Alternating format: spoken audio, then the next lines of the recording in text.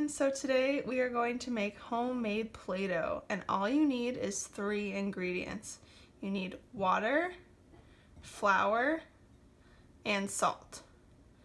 And right here I have the amounts for each ingredient. So you need a 1/2 cup of water, 2/3 cup of flour, and a 1/4 cup of salt. And this is super simple. You might want to have a grown-up help you with the mixing, but I'm going to show you what to do. So first, I'm going to pour in the flour to my bowl. Then I'm going to add the salt. And then the water.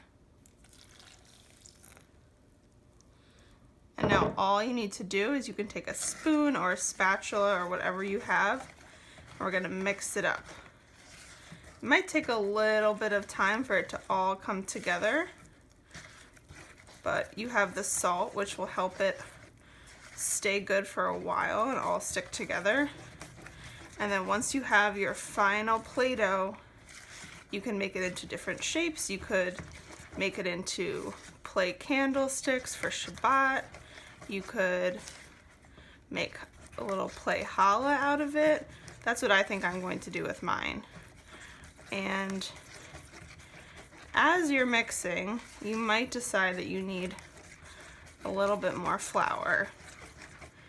But we're going to see how this goes and see if maybe we don't need any more.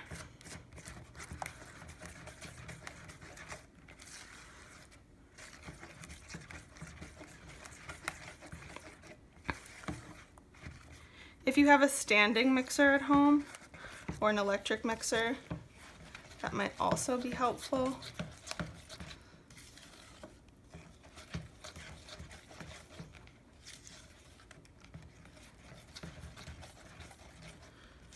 So if you keep mixing this for a few more minutes, then it should start to turn into a dough. And if you need to add more flour, then I would recommend just adding a little more flour so the consistency gets thicker and closer to what you want.